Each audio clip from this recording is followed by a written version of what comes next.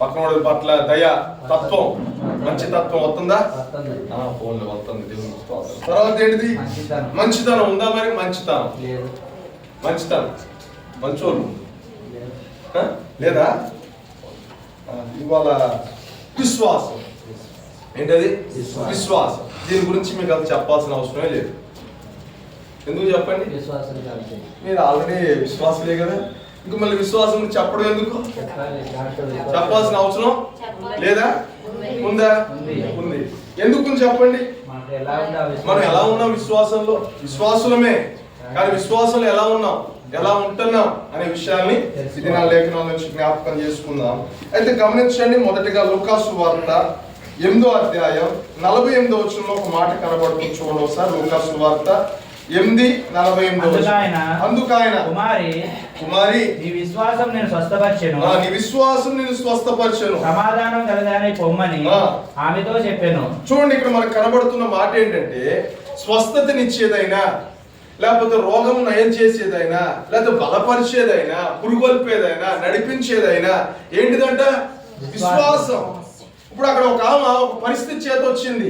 ఇప్పుడు ఆ పరిస్థితి వచ్చినప్పుడు అనేక రీతులుగా మాట్లాడుతున్నా, ప్రభు కూడా ఆమెనేమి ముట్టి స్వస్థపరచలేదండి, ఆమెనేమి చేయి పెట్టి ఏమి స్వస్థపరచలేదు. అక్కడ ఏం జరిగిందయ్యా అంటే, ఆమె విశ్వాసం, ఆమెలో ఉన్న విశ్వాసం, నేను ప్రభు దగ్గరికి వస్తే, నేను ప్రభు దగ్గరికి వెళ్తే ఆ ప్రభు నన్ను స్వస్థపరుస్తాడు, నాకు ఆరోగ్యం ఇస్తాడని ఆమెలో ఉన్న విశ్వాసం. ఈరోజు మనందరం కూడా దేవుడి దగ్గరికి వస్తున్నాం. ఎలా రావాలో తెలుసా? దేవుడి దగ్గరికి విశ్వాసంతో రావాలి. నేను దేవుడి దగ్గరికి వచ్చినప్పుడు దేవుడు నాతో మాట్లాడతాడు. నేను ప్రభు సన్నిధికి వచ్చినప్పుడు ప్రభు నన్ను దర్శిస్తాడు, లేకపోతే ప్రభు నన్ను ముడతాడు, లేకపోతే నేను బలహీనతలో వచ్చినప్పుడు ప్రభు నన్ను బాగు చేస్తాడు, లేకపోతే నేను రోగంతో వచ్చినప్పుడు నన్ను స్వస్థపరుస్తాడు, లేకపోతే నేను ఆధారం లేని పరిస్థితులు వచ్చినప్పుడు దేవుడు నన్ను ఆదరిస్తాడు అని మనం విశ్వాసంతో రావాలి ప్రభు వద్దకి. ప్రభు మాట్లాడతాడని, ప్రభు దర్శిస్తాడని, లేకపోతే ప్రభు నన్ను స్వస్థపరుస్తాడని, ప్రభు నన్ను విమోచిస్తాడన్న విశ్వాసంతో మనం రావాలి. ఇప్పుడు ఆమె అలా వచ్చింది కాబట్టి ఆమెకి ఏం కలిగింది? స్వస్థత కలిగింది. ఈరోజు ప్రభు యొద్దకు వచ్చి మనందరం కూడా ఎలా రావాలి తెలుసా? విశ్వాసంతో రావాలి. ఏమని విశ్వాసంతో రావాలి? ఆయన ఏదైనా చేయగలడు, ఆయన నాకు ఏదైనా ఇవ్వగలడు, ఆయన నా పరిస్థితి ఎలాంటిదైనా నాతో మాట్లాడగలడు అన్న విశ్వాసంతో మనందరం కూడా రావాలి. మరి వస్తున్నాం అలాగా? ఓ సామెత అంటారు, నేతి బీరకాయలు అంట ఉండదు, దాని పేరేంటి? నేతి బీరకాయ. ఎందుకని? దాంట్లో రకం అన్నమాట అది, దానికి పేరు వచ్చింది. కాకపోతే దాంట్లో నెయ్యి ఉండదు.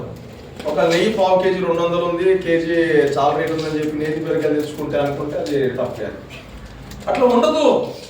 అలాగే మనలో కూడా విశ్వాసులమే, కానీ ప్రభు దగ్గరికి వస్తాం, ప్రభు సన్నిధికి వస్తాం, ప్రార్థనకు వస్తాం, వాక్యాలు వింటాం, కానీ ప్రభు విడిపిస్తాడు, ప్రభు బలపరుస్తాడు, ప్రభు ఆదరిస్తాడు, ప్రభు నా పరిస్థితులు మారుస్తాడు, ప్రభు నా జీవితాన్ని కట్టగలడు, ప్రభు తన కృపతో నన్ను నింపగలడు అన్న విశ్వాసంతో మాత్రం మనం రాలేము, ఉండలేము.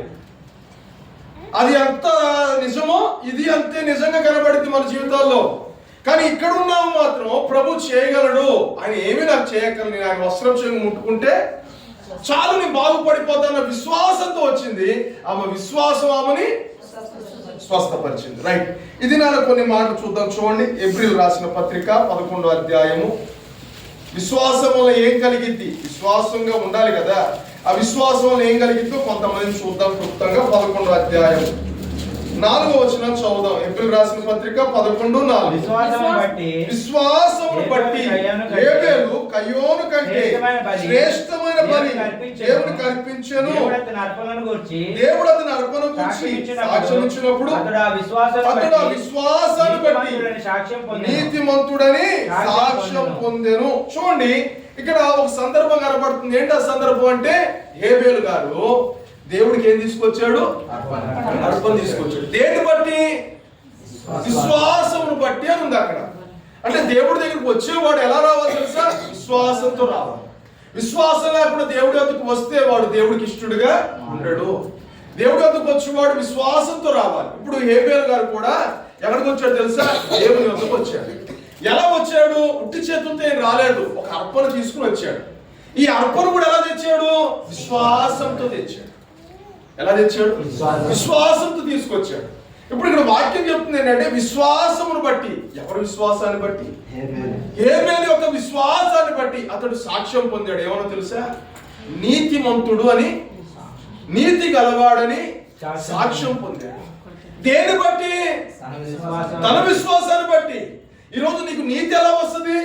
నీకు నీతి కలిగిన జీవితం ఎలా వస్తుంది? నువ్వు నీతిమంతుడిగా ఎలా మారుతావు? నీతిమంతుడిగా ఎలా జీవించగలుగుతావు? నీ విశ్వాసాన్ని బట్టి. ఇప్పుడు నేను మారాలి, నేను మార్చగలను, నేను మారతాను, నేను మార్చబడే స్థితిగతులు నాలో ఉన్నాయి, దేవుడు నాకు సహాయం చేస్తాడన్న విశ్వాసాన్ని బట్టి నువ్వు ఎలా మారుతావు?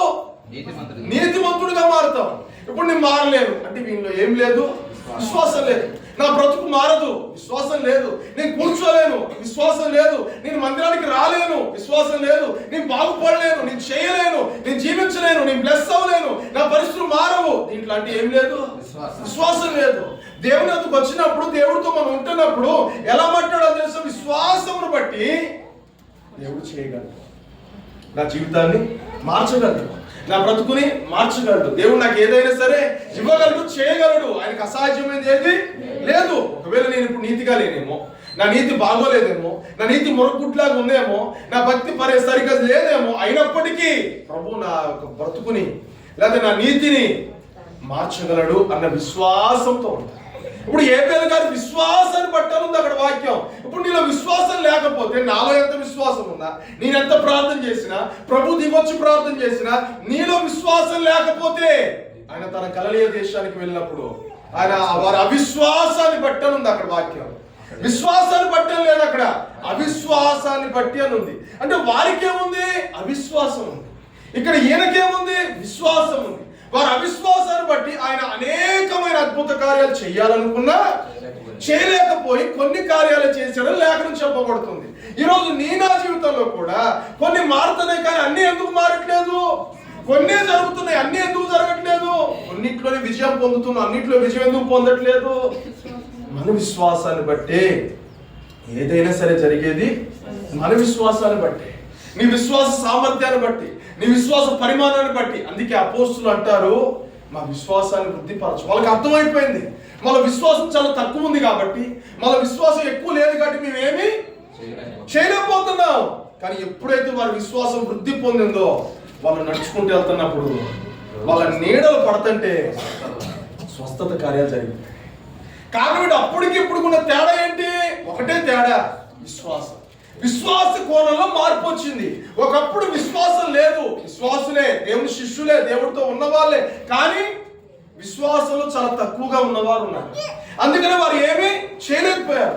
ఎక్కడ కూడా బలహీనంగానే కనబడ్డారు తప్ప బలవంతులుగా కనబడలేదు. కానీ ఎప్పుడైతే వారి విశ్వాసంలో ఎదిగారో, వారి విశ్వాస పరిమాణంలో వృద్ధి చెందారో, అప్పుడు వాళ్ళు వెళ్ళి చేతులు పెడతారు కాదు, వాళ్ళు వెళ్ళి ఏదో జరిగించడం కాదు, వాళ్ళ నీడ పడుతుంటేనే స్వస్థత కార్యాలు జరిగిపోయాయి.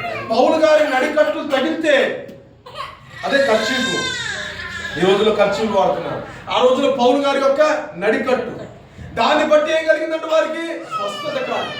అంతకంటే ముందు యేసు ప్రభు వస్త్రపు చెంగులు, ఆయన ఉమ్ము, ఇవన్నీ ఆయనలో ఉన్నాయి. ఇప్పుడు ఆయన అన్నాడు ఏమని తెలుసా? నా యందు విశ్వాసం ఉంచువాడు నాకంటే గొప్ప కార్యాలు. అంటే ఇదే అర్థం.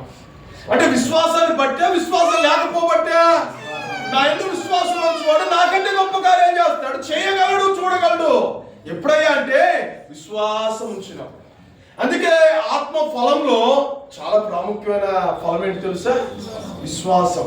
ఇది ఒకటే కాదు, రెండు కోణాల్లో ఉంటుంది. ఒకటి ఫలము, ఒకటి వరము. వరంలో ఫలంలో కలిసి ఉన్నది ఏంటి తెలుసా? విశ్వాసం. ఇది వరంలో కనబడింది, ఫలంలో కూడా కనబడింది. ఏంటి తేడా? ఫలింపజేసేది విశ్వాసమే, క్రియలతో చూపించేది విశ్వాసం. ఈ రెండు కలిగి ఉండాల్సిన కూడా క్రైస్తవుడు. ఫలించే దాంట్లో ఉండాలి, క్రియలో కూడా కలిగి ఉండాలి. ఏంటది? విశ్వాసం. ఇప్పుడు హేబేలు విశ్వాసాన్ని బట్టి ఏమయ్యాడు? నీతిమంతుడుగా మార్చబడ్డాడు, నీతిమంతుడిగా తీర్చబడ్డాడు, సాక్ష్యము పొందాడు. ఇప్పుడు నువ్వు నేను ఎందుకు నీతిమంతులు కావట్లేదు? విశ్వాసం లేదా?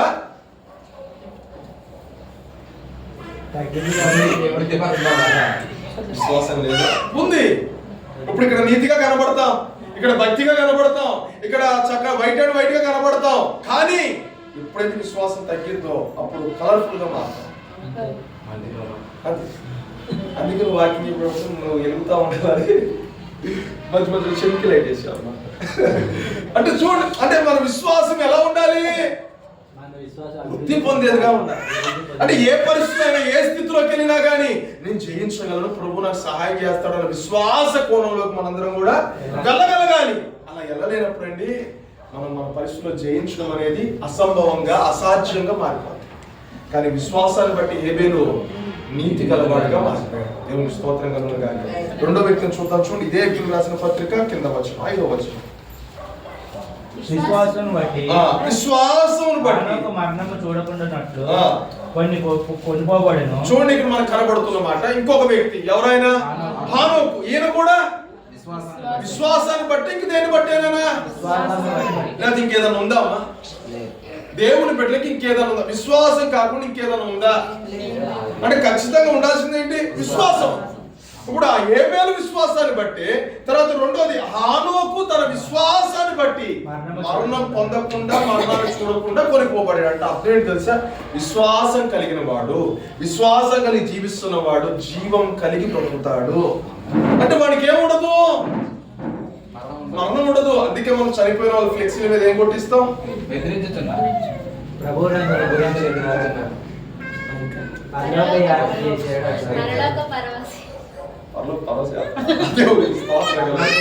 ఇంకా ఇంకా చెప్పండి. ఇంకా చాలా ఉన్నాయి. దాంట్లో ఒక ముఖ్యమైన దీనికి సంబంధించిన ఒక వాక్యం దొరికింది మనకి.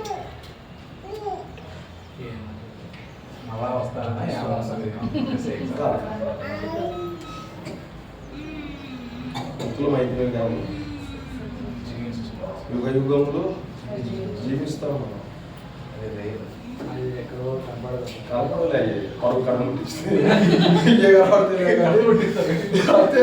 ఇది కనబడదు. అంటే యుగ యుగాలు జీవిస్తాం. ఆ జీవం ఎలా సాధ్యమైంది? ఇప్పుడు హానోకు ఎలా నడవగలిగాడు? భార్య లేరా? భార్య ఉంది. పిల్లలు లేరా? పిల్లలు ఉన్నారు. కుటుంబ వ్యవస్థ లేదా? బాధ్యత లేవా? కుటుంబ పనులన్నీ కూడా లేవా? ఆయనకి ఉన్నాయి. కానీ ఎలా నడవగలిగాడు? ఇవన్నీ ఉన్నా కూడా ఆయన విశ్వాసం ఉంది. తెలుసా, మనకి ఇవన్నీ ఉన్నాయి కానీ ఏం లేదు తెలుసా? మనలో విశ్వాసం లేదు. నేను నడవగలను దేవుడితో, నేను చేయగలను దేవుడి కోసం, నేను బ్రతకగలను దేవుడి కోసం, నేను జీవించగలను దేవుడి కోసం, నేను మారగలను దేవుడి విషయంలో అని చెప్పని విశ్వాస కోణం మనలో రావట్లేదు. కానీ హానోకుకి ఉన్నది.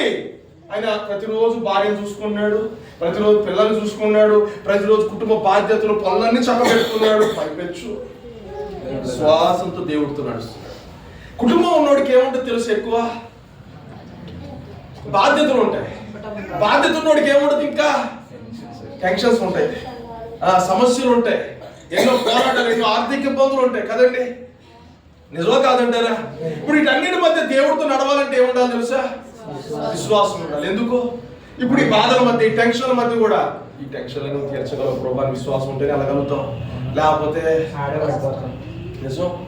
అంటే ఇప్పుడు ఈ బాధల మధ్య భార్య లేకపోతే పిల్లలు వీళ్ళు ఏం కోరుకుంటారు? ఇప్పుడు కూడా ఏం కోరుకుంటారు? చెప్పండి, పర్లేదులే. నెల వచ్చిందంటే ఏం కోరుకుంటారు? ఇంటి అవసరాలు, లేకపోతే బట్టలు, లేకపోతే వీళ్ళకి సంబంధించిన క్రీములు, లేకపోతే అడుగుతూ ఉంటారు. పిల్లలకి అవి కావాలి, పిల్లలకి ఫీజులు కావాలి, పిల్లలకి చదువులకి అవి కావాలి, నాకు ఇవి కావాలి. ఆ తర్వాత మనం ఏదన్నా వెనకేద్దాం, అవి కడదాం, ఈ కడదాం, అవి చేద్దాం, ఈ చేద్దాం, 100 ఆలోచన చెప్తారు. ఈ పడినంత ఎవడు పడాలి? అప్పు చేస్తావు, అప్పు ఎవరు తీర్చాలి? అవి ఇవి చేద్దాం ఉంటాం, ఎన్ని ఎవడు కట్టాలి? వచ్చే జీతం ఎంత, చేయాల్సింది ఎంత, కట్టాల్సింది ఎంత, కట్టుకోవాల్సింది ఎంత, చూడాల్సింది ఎంత, ఈ అన్నిటి టెన్షన్ల మధ్య నిజంగా విశ్వాసం లేని వాడికి ఎవరికి తెలుసా? నువ్వో గొయ్యో చూసుకోవాలి. ఏం చూడాలనిపిస్తుంది? నిజం, నువ్వో గొయ్యో చూసుకోవాలనిపిస్తుంది. వీళ్ళు ఇవన్నీ ఆలోచించరుగా. నీ బాధ్యత అయ్యాయి, నువ్వు తెచ్చిపెట్టాలంతే. తెస్తావు సత్తావా? ఇప్పుడు ఈయన ఏం చేస్తాడు? ఆలోచన ఆలోచన ఆలోచన ఆలోచన. ఎట్ట చేయాలి, ఎట్ట కట్టాలి, ఎట్ట సంపాదించాలి, ఎట్ట వెనకేయాలి, ఏం చేయాలి, ఏం చేయాలని టెన్షన్తో. విశ్వాసం లేని క్రైస్తవుడైతే అంతే. బాగా తెలిసిందక్క నీకు. నిజం, ఏదో ఒకటి చూసావుడే. కానీ విశ్వాసపరుడైతే ఏం చేస్తాడు తెలుసా? వాటి ఏంటి చూడడు, అన్ని నువ్వే ఎక్కెత్తో ప్రభు నువ్వే చూసుకుంటావు. ముందు నీతో నడవడం నాకు కావాలి, నీతో ఎక్కుతూ నడుస్తూ నీతో పాటు జీవించడం నాకు కావాలని చూసుకుంటాడు. హానోకు ఎలాంటి వాడు తెలుసా? అలాంటి కోణంలో ఉన్న వ్యక్తే హానోకు. ఆయన ఈ కుటుంబ బాధలు కానీ, కుటుంబ పరిస్థితులు కానీ, కుటుంబ వ్యవస్థలో ఉన్న వాటి కానీ పట్టించుకోలేదు. కానీ విశ్వాసంతో ఏం చేసాడు తెలుసా? జీవితం నా దేవుడితోనే జీవించాలి, ఈ కాసేపు ఒక 70 సంవత్సరాలు 80 సంవత్సరాలు జీవించే ఈ కొరకు నేను బాధపడిపోవడం కంటే యుగ యుగాలు జీవించగలిగిన దేవుడితో జీవించడం కోసం నేను నడవాలి అని చెప్పాను. విశ్వాసాన్ని బట్టి నడవగలనా అనుకున్నాడా? నడిచాడా? నడిచాడు. ఈ రోజు మనమైతే ఏమనుకున్నాం? ఏం నడుపుతాం? ఏ నడవగలుగుతాం? మన వల్ల ఏమైంది? మనం ఎక్కడ వెళ్ళగలుగుతాం? ఈరోజు మందిరానికి వెళ్తామో వెళ్ళలేమో, ఈరోజు ప్రార్థన చేసుకుంటామో చేసుకోలేమో, ఈరోజు భక్తి చేస్తామో చేయమో, ఈరోజు ఆత్మీయంగా ఉంటామో ఉండమో, ఈ డౌట్లు ఎక్కువైపోతున్నాయి. కానీ హానోకి ఏ డౌట్ లేదు. ఆయనకు ఒకటే ఒక గురు ఉంది, జీవం కలిగిన దేవుడి దగ్గరికి నేను వెళ్ళిపోవాలి అన్న గురి. దేవునికి స్తోత్రం కలుగును గాక. ఇప్పుడు మన విశ్వాసం కూడా ఎలా ఉండాలి తెలుసా? దేవునితో కూడా నడిచేట్టు ఉండాలి. నిజం. విశ్వాసం లేకుండా అక్కడే అన్నాడు కదా, ఏమన్నాడు చూడండి, దేవునికి ఇష్టడై ఉండేనని సాక్ష్యం పొందెను. ఎలా పొందాడు సాక్ష్యం? దేవుడికి ఇష్టమైన వాడు. ఎందుకు ఇష్టం దేవుడికి? హానోకు ఎందుకు ఇష్టమయ్యాడు దేవుడు?